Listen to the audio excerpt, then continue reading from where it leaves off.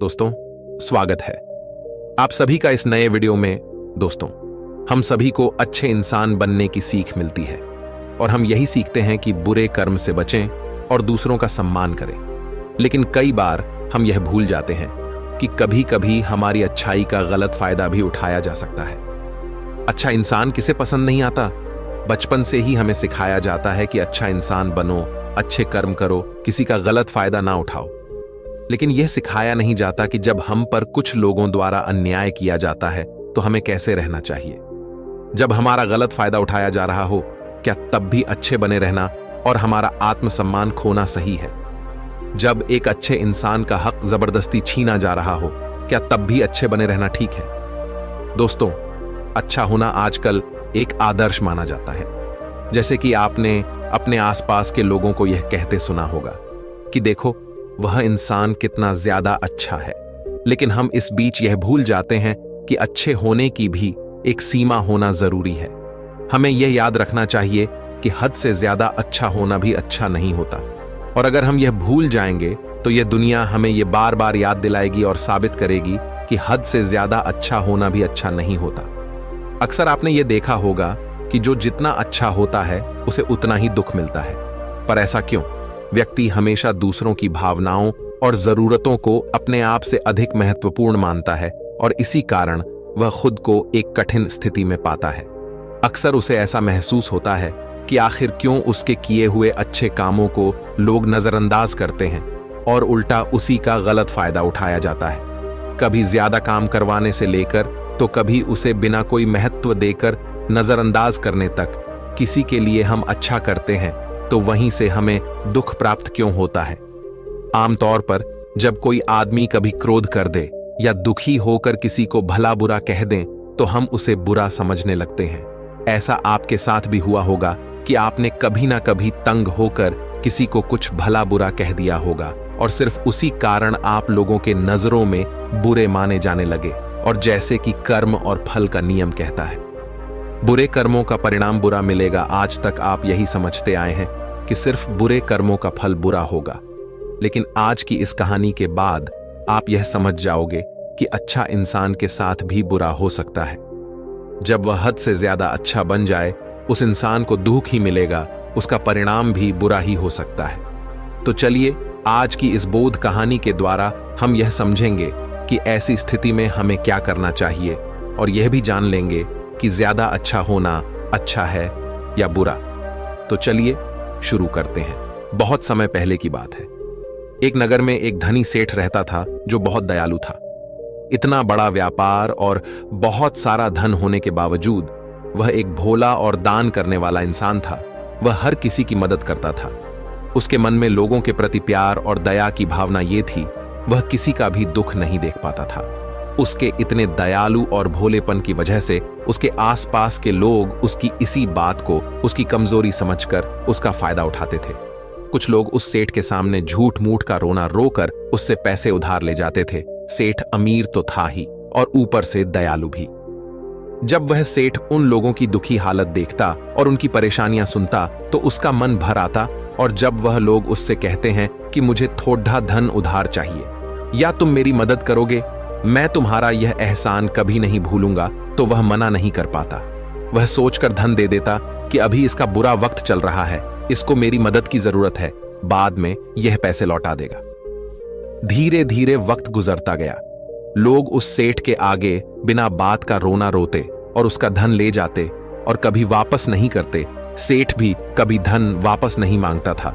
उसको लगता था कि जब इसका बुरा वक्त गुजर जाएगा तो धन वापस कर देगा। लेकिन कहते हैं ना कि हर सुबह के बाद रात होती है, हर सुख के बाद दुख आता है और दुख के बाद सुख आता है। ठीक उसी तरह उस सेठ के साथ भी हुआ। कुछ सालों बाद उसे पास धन कम होने की वजह से उसके व्यापार में माल भरने के पैसे कम होने लगे और इसके वजह से उसके दुकान पर अब ग्राहक भी कम होने लगे, क्योंकि जो सामान उन ग्राहकों को चाहिए था वह सामान उस व्यापारी के पास खत्म होने लगा था और उस सामान को लाने के लिए अब उसके पास इतना धन भी नहीं था।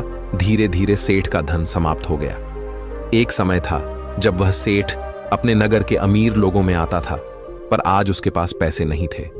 ऊपर से ढेर सारा कर्ज उसे बाजार से लेना पड़ा। उसे समझ नहीं आ रहा था कि वह क्या करे। उसने महात्मा बुद्ध के बड़े चर्चे सुन रखे थे। उसे ये पता था कि उसके बहुत मित्रों ने उनके पास जाकर अपने जीवन के लिए सही मार्गदर्शन लिए है और वह जो ज्ञान देते हैं वह काफी जिंदगियां सुधार चुका है। उसने निश्चय किया कि अब तथागत गौतम बुद्ध ही उनकी समस्या का हल बताएंगे। यही सोचकर वह अगले दिन गौतम बुद्ध से मिलने निकल पड़ता है। वहां जाकर बुद्ध को प्रणाम करते हैं। फिर सेठ गौतम बुद्ध से कहता है, मुझे मेरी समस्या का निवारण चाहिए। बुद्ध कहते हैं, पूछो, क्या पूछना है। फिर वह उन्हें सारी बातें बताता है कि कैसे वह लोगों की मदद करके अमीर से गरीब हो गया, कैसे उसने बस लोगों की बुरी हालत देखकर अपने व्यापार के पैसे उन्हें मदद करने के लिए दे दिए और आज वह खुद जरूरतमंद हो गया है। गौतम बुद्ध उसकी सारी बातें ध्यान से सुनते हैं और कहते हैं कि तुम बहुत ही ज्यादा सीधे और दयालु हो। जरूरत से ज्यादा सीधा होना भी हमारे लिए मुसीबत पैदा कर सकता है। आगे बुद्ध कहते हैं, तुम लोगों की मदद इसलिए करते थे ताकि वो मुसीबत से बाहर निकल सके, लेकिन लोगों ने इसका फायदा उठाया और तुम्हें ठगने का काम करते रहे बाय। उस सेठ ने कहा, आप बिल्कुल सही कह रहे हैं बुद्ध। मेरे दुखों का कारण मेरा ज्यादा सीधा होना, सरल होना और दयावान होना ही लग रहा है, लेकिन मैं अब क्या करूं? मुझे रास्ता बताइए। क्या मैं बुरा बन जाऊं, दया निकालकर फेंक दूं? सीधा होना, सरल होना और दयावान होना ही लग रहा है, लेकिन मैं अब क्या करूं? मुझे रास्ता बताइए। क्या मैं बुरा बन जाऊं, दया निकालकर फेंक दूं, निर्दयी हो जाऊं? क्या अच्छाई करने की कोई कीमत नहीं? इस दुनिया में क्या मदद करने से या किसी का भला करने से बस यही परिणाम मिलता है? बुद्ध कहते हैं, नहीं, तुम्हें यह सब नहीं करना है। कई बार तुमने देखा होगा कि जो व्यक्ति ज्यादा अच्छा होता है उसे उतना ही ज्यादा दुख मिलता है। इसका सीधा कारण है कि वह अपने अधिकारों को सामने वाले की इच्छाओं से कम दर्जा देता है और फिर उसे जब भी आपसी अनबन होती है तो उसे अधिक तकलीफ होती है। लेकिन उसी के विपरीत हमें हमेशा यह भी नहीं सोचना चाहिए कि हमारा अच्छा ई और भला करना बेकार है या यह बस हमारी कमजोरी है। हमें अच्छा इसे हाथ कभी नहीं छोड़ना चाहिए। हमें बस यह सीखना है कि कभी कभी हमें भी अपनी बात रखने का अधिकार है और हमें अपने अधिकारों की रक्षा करनी चाहिए। इसलिए हमें अच्छे इंसान बने रहने के साथ साथ अपने अधिकारों की रक्षा करना भी सीखना होगा। अगर हमें गलत तरीके से नुकसान हो रहा है, कोई हमारा गलत फायदा उठा रहा है, तो हमें उसका सामना करने के लिए सही तरीके से खड़े होना जरूरी है। यही एक सच्चे और अच्छे इंसान की पहचान और शख्सियत होती है। वह आदमी कहता है, बुद्ध, मुझे थोड़ा थोड़ा समझ आ रहा है, लेकिन अभी भी मैं पूरी तरह नहीं समझा। इस पर बुद्ध कहते हैं, चलो मैं तुम्हें एक कहानी सुनाता हूं, उसके बाद तुम्हें समझ आए। बहुत समय पहले की बात है। एक जंगल में एक भेड़ रहती थी। उस भेड़ ने एक को जन्म दिया। वह मेमना बहुत ही सुंदर था। उसके शरीर पर बहुत ही चमकदार घने बाल थे। वह बहुत ही सुंदर लगता था। भेड़ भी अपने से बहुत प्रेम करती थी और उसका बहुत अच्छे से देखभाल भी करती थी। भेड़ अपने बेटे को अच्छी अच्छी बातें सिखाती, उसे अच्छे संस्कार देती। उस भेड़ की इच्छा थी कि उसका बेटा बड़ा होकर खूब नाम रोशन करे। लेकिन भेड़ के ज्यादा लाड़ प्यार के कारण मेमना बिगड़ता जा रहा था। उसकी मां उसे अच्छी शिक्षा देती थी, उसे अच्छे से रखती थी, दिन रात उसका पूरा ख्याल रखती थी। लेकिन मेमना दिन प्रतिदिन शैतान और जिद्दी होता चला गया। वह अपनी मां की किसी भी बात को ध्यान से नहीं सुनता और ना ही किसी बात पर ध्यान देता। उसे हर पल ऐसा ही लगता कि मेरी मां मेरा इतना ख्याल रखती हैं और इसी कारण वह खुद की जिम्मेदारी नहीं लेता था, ये सोचकर कि उसकी मां उसे किसी भी संकट से निकाल लेगी। वह धीरे धीरे गैर जिम्मेदार होता जा रहा था और अब उस भेड़ का लाड़ और प्यार उसी के मेमने के अच्छे और जिम्मेदार बनने में रुकावट बन गई थी। फिर एक दिन वह मेमना घूमता घूमता पास के जंगल में जा पहुंचा। वह मेमना पहली बार जंगल में गया था। उससे पहले बार जंगल में जाने का मौका मिला था। वह जंगल की सुंदरता को देखकर चकित रह गया। उसने कभी इतनी सुंदर चीज नहीं देखी थी। इतनी सुंदर पौधे, रंग बिरंगे फूलों को देखकर बहुत ही प्रशंसा हुई। उसे ये सब देखकर बहुत अच्छा लगा। फिर उसने झांकियों के कुछ पत्तियां खाई। जैसे ही उसने पेट भरने के लिए पेड़ों की पत्तियां खाई, उसको वह पत्तियां बहुत ही स्वादिष्ट लगी। अब तो वह मेमना रोज जंगल में जाने लगा और वहां जाकर पेड़ पौधों को नुकसान पहुंचा रहा था। उसने उनकी पत्तियां तोड़ी, उनके फूलों को नोचा, फूलों को खाया और कुछ को तोड़कर जमीन पर डाल दिया। उसमें मेमने को इस बात की बिल्कुल भी परवाह नहीं थी कि वह क्या कर रहा है। उसको इस बात का पता ही नहीं था कि जंगल में कोई खतरा भी है। वो तो मस्तमौला होकर जंगल में उछल कूद कर रहा था और पौधों को खूब से नुकसान पहुंचा रहा था। लेकिन जब उस मेमने की माँ को यानी उस भेड़ को इस बारे में पता चला कि मेमना हर रोज जंगल जाता है तो वह घबरा गई और मेमने को अपने पास बुलाकर समझाने लगी कि तुम जंगल में मत जाओ, वहां पर बहुत सारे को जानवर है, तुम्हारे ऊपर हमला कर देंगे, तुम्हें खा जाएंगे। लेकिन माँ की बात का उस पर कोई असर नहीं हुआ, बल्कि वह मेमना अपने माता से कहने लगा कि माँ, जो भी मेरे सामने आएगा वह मुझसे जमकर मार खाएगा, फिर वह बहुत पछताएगा। इसके बाद मेमना फिर से जंगल की तरफ भाग गया। उसे अपनी माता की कही बातें झूठी लगने लगी। हर रोज की तरह उस दिन भी वह उछल कूद करने लगा और पेड़ पौधों की पत्तियां तोड़ने लगा। कभी फूलों को तोड़ता, कभी पेड़ों को खूब नुकसान पहुंचाता। लेकिन उस दिन उस जंगल में एक शेर पहुंचा। वह शेर बहुत ही ताकतवर था, लेकिन ताकतवर होने के साथ वह दयालु भी था। उस शेर का मानना था कि कमजोर प्राणियों को नुकसान पहुंचाना ठीक नहीं है। शक्तिशाली होने का मतलब यह नहीं है कि मैं किसी कमजोर प्राणी पर शक्ति का प्रयोग करूं। वह शेर उस जंगल में घूमने लगा। घूमते घूमते है वहां पर पहुंचा जहां पर वह नासमझ मेमना शैतानी कर रहा था। शेर ने उस मेमने को देखकर आश्चर्य में पड़ गया। शेर ने सोचा कि इस मेमने को किसी खूंखार जानवर का डर क्यों नहीं है। ये कैसे पेड़ पौधों की पत्तियां बिना काम के ही नोच रहा है। ये इनको खत्म कर रहा है और उन पत्तियों को खा कम बल्कि बिगाड़ ज्यादा रहा है। उसके बाद वह शेर कुछ देर तक चुपचाप खड़ा होकर उसको देखा रहा और शेर सोचता है कि मेमना कुछ ही देर में मुझे देखकर यहां से भाग जाएगा और उसके डर के भाग जाने से मुझे बल का प्रयोग नहीं करना पड़ेगा। लेकिन ऐसा नहीं हुआ। शेर बहुत देर तक खड़ा रहा और वहीं इंतजार करने लगा कि मेमना यहां से कब जाएगा। लेकिन मेमना तो भोजन करने में व्यस्त था। उसे शेर का कोई ख्याल नहीं था। मजे से पेड़ पौधे की पत्तियां नोच रहा था, उन्हें खा रहा था, सब कुछ बेकार कर रहा था। जब शेर ने देखा कि मेमना उसे देखने के बाद भी वहां से नहीं जा रहा तो खुद वह मेमने के पास जाता है और वहां जाकर बोला, सुनो बच्चे, इस जंगल में फूल पत्तियों को नुकसान पहुंचा रहे हो। उन्हें जितना जरूरी है तुम्हारे भोजन के लिए बस उतने ही तोड़ो। तुम बहुत फूल पत्तियां यूं ही नष्ट कर रहे हो। अगर तुम इन पेड़ पौधों को, इन फूल पत्तियां को नुकसान पहुंचाओगे तो तुम अच्छे बच्चे कैसे बनोगे। अच्छे बच्चे कभी भी इस तरह जंगल में आकर पेड़ पौधों को नुकसान नहीं पहुंचाने लगते हैं। तुम्हारी मां ने तुम्हें अच्छा बच्चा नहीं बनाया। शेर की बातें सुनकर वो घमंड से बोलता है, तुम्हें अच्छे बच्चे बने रहना है, तुम बने रहो। मैं तो जैसा हूं वैसा ही ठीक हूं, मैं वैसे ही रहूंगा जैसे मुझे रहना है। शेर हैरान हो जाता है, लेकिन फिर शेर उसे मेमने को बच्चा समझकर माफ कर देता है, क्योंकि शेर नहीं चाहता था उसे बच्चे पर हमला करना पड़े। तुम खतरनाक तो कहीं से नजर नहीं आते, चले जाओ यहां से, बड़े आए खतरनाक। तुम मेरा दिमाग ज्यादा खराब मत करो, चले जाओ यहां से, अपना रास्ता नाप लो और मुझे इन फूल पत्तियों को खाने दो। ये कहकर वह घमंडी मेमना पत्तियां खाता हुआ आगे चला गया और शेर उसे बस हैरानी से देखता रह गया। तभी वहां पास में ही झांकियों के पीछे एक लोमड़ी छुपी हुई थी।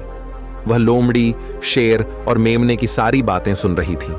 उस लोमड़ी को शेर राजा की इस तरह बेइज्जती बर्दाश्त नहीं हुई, तो वहां से झाड़ियों से निकलकर शेर के पास आ पहुंची और शेर के पास आकर बोली, क्षमा कीजिएगा महाराज, आप तो इस जंगल के महाराज हैं, इतने बलशाली हैं, आप चाहें तो इसमें को 2 मिनट में मजा चखा सकते हैं और उसे आपका अपमान करने से रोक सकते थे, फिर आपने कुछ भी क्यों नहीं किया।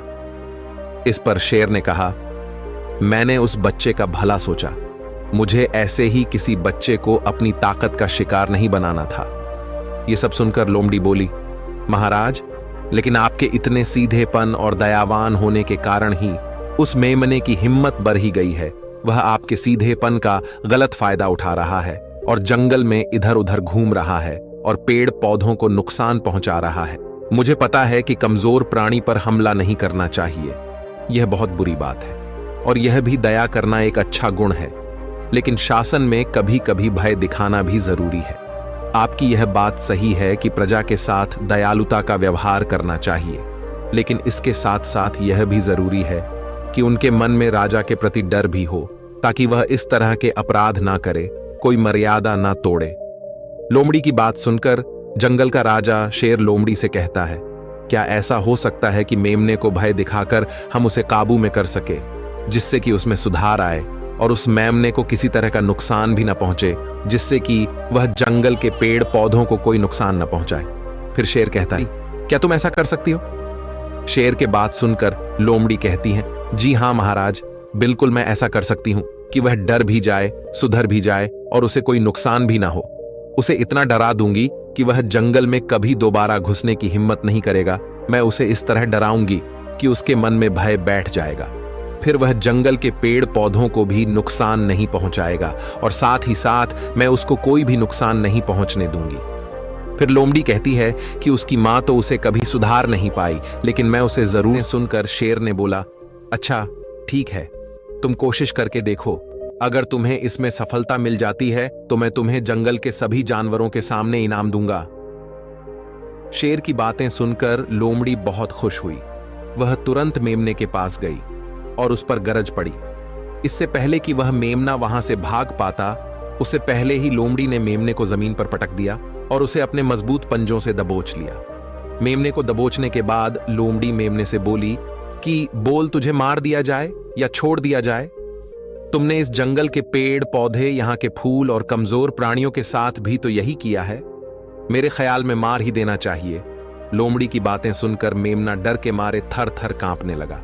फिर वह लोमड़ी से बोलने लगा, मुझे माफ कर दो, मुझे छोड़ दो, मुझे यहां से जाने दो। मैं कभी भी जंगल की तरफ नहीं आऊंगा, ना ही कभी पेड़ पौधों को कोई नुकसान पहुंचा दूंगा, और अब मैं कभी कोई गलती नहीं करूंगा।